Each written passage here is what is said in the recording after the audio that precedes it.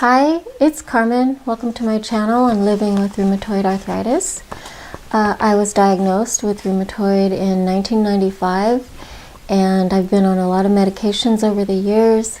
Today I wanted to talk to you about my experience with the drug Gabapentin, also known as Neurontin. The Gabapentin was originally formulated to treat epilepsy. And then they also found that it was good for neuropathic pain or nerve pain. In particular, nerve pain that comes after shingles is kind of how they first started using it for that. And now it's also used for neuropathy, peripheral neuropathy. In about 2010 or 2011, I was experiencing a lot of tingling in my arms, like starting at my wrist and going all the way up about halfway, up into my arm. And I would experience that all day, and it was especially nerve-wracking at night because, I'm just laying in bed, it's quiet, and then I could really notice it, and it made me quite anxious. I was in between insurance at that time. So I was just on, my dog wants to come in. You gonna come in?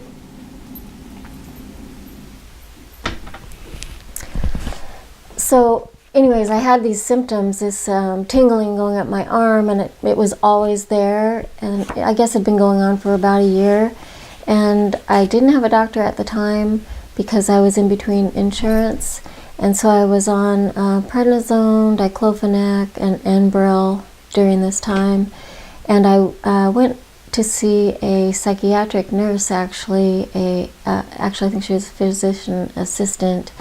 And I had mentioned to her that I was feeling so much anxiety and that I was having this tingling in my arm and both arms, and I didn't really know if it was nerves or if it was actually just a symptom of anxiety. So she's the one that started me on the Neurontin.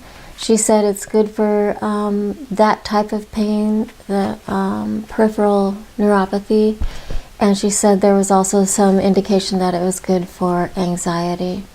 So she put me on that. I think I was taking She gave me the medication, the Neurontin, that she'd gotten from a drug rep. So I was on that for about a year from her for free. And I would take that medication at night.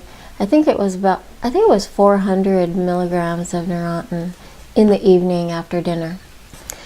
The first thing I noticed with that medication as far as side effects is I was so sleepy. I slept so good.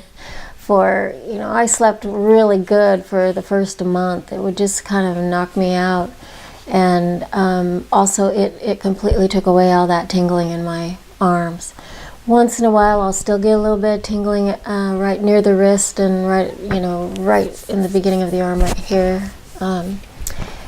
But not very often. And sometimes too when I swim, when I do my water therapy class, my toes and my fingertips will tingle still, but the arm thing is completely gone. So after I was on it for a year with her, when I did get insurance and go in to see a primary care, she just continued the prescription, but I had to switch to the Gabapentin because the Neurontin was crazy expensive, like $67 was my copay, I think, for a 1 month supply.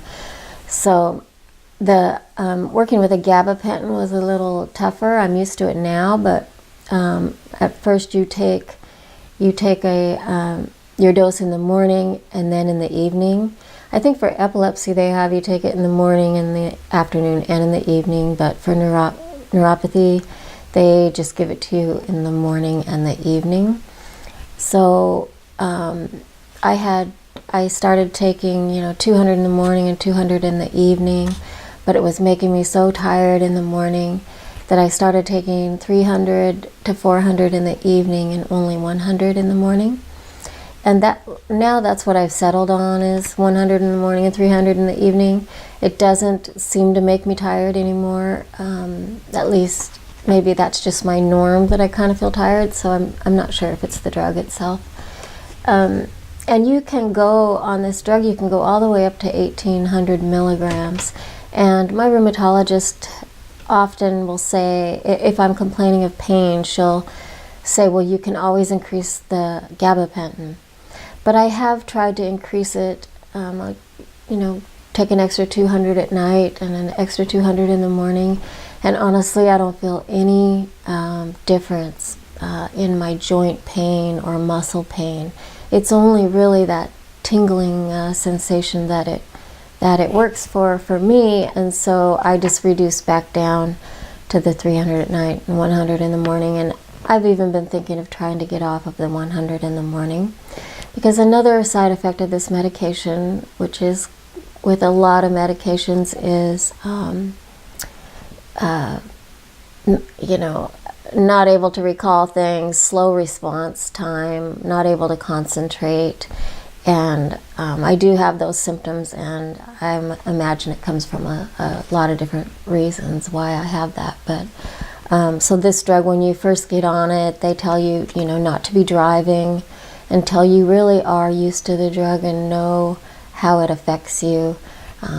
So yeah, no driving at first, but I tell you, if you aren't sleeping well, which I think is a symptom often with people that are in chronic pain, and people with rheumatoid and lupus and fibromyalgia, all have that hard time sleeping, and this drug will help you sleep, no doubt. And you will love that at first.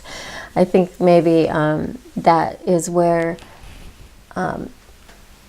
some of the studies will show that it's good even for generalized body pain. I think it's because you sleep so good that maybe some of your pain lessens, Anyway, that's just my theory. I did look up some studies to do this video, because I had, my physician assistant that originally gave it to me had made that comment about it's maybe good for anxiety also. Well, they did some people did some very small studies on other brand name of this drug. Really small studies to try to show that it was good for anxiety on patients before they got surgery, very specific types of anxiety, and they would show that there was some difference over placebo.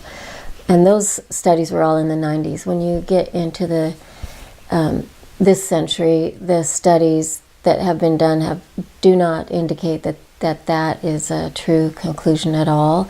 Partly because it's called gabapentin. I think people might think that it's affecting the GABA transmitter, which is good for peace of mind, but it doesn't affect that. So, but because it does give you some sort of sedation, maybe in that way it's good for anxiety. But on the information sheet, the drug information sheet, which I'll link down below, it doesn't, it's not prescribed for that. It's not indicated for anxiety. If you're having anxiety, there's a lot of drugs that are very specific for that condition. So, to take this and hope that will be a side effect of it, I don't think is really, I wouldn't take it just for that. Let me just look at my notes, make sure I talked about everything I wanted to talk about. Oh yeah, the other thing is, I didn't even know this. I've been taking it, 5 years or so? And then when I was looking up the drug information sheet for the video, this drug does have some drug interactions. So one thing is not to be taking it with an antacid. I guess the antacid causes the gabapentin to be like 20% less metabolized or less used in your body. And the other thing that I was really surprised to see is that it has an interaction with hydrocodone, which I've recently been on hydrocodone, maybe the last 6 months or so, maybe a little bit longer. But it says that it reduces the effectiveness of hydrocodone by like 20%. So that's pretty interesting to me and makes me feel a little bit better about my Vicodin usage, or feeling like the smaller doses don't even help me at all. And it probably has something to do with the interaction with the gabapentin. So now I guess my status is that I'm not having the tingling. I think that it will work for you if you're having even tingling just in your forearm from your wrist being inflamed, basically. So if you are having those symptoms, you should talk to your doctor about this drug if they haven't mentioned it to you already. And like I said, I'll put the PI sheet down below so you can read it and see if would be any problems with you taking it. I know if you have any class of renal failure, if your GFR is below 60, then they're going to really reduce the amount of gabapentin that you would take. And also the screening for creatinine. If your creatinine is high, they will also reduce the gabapentin.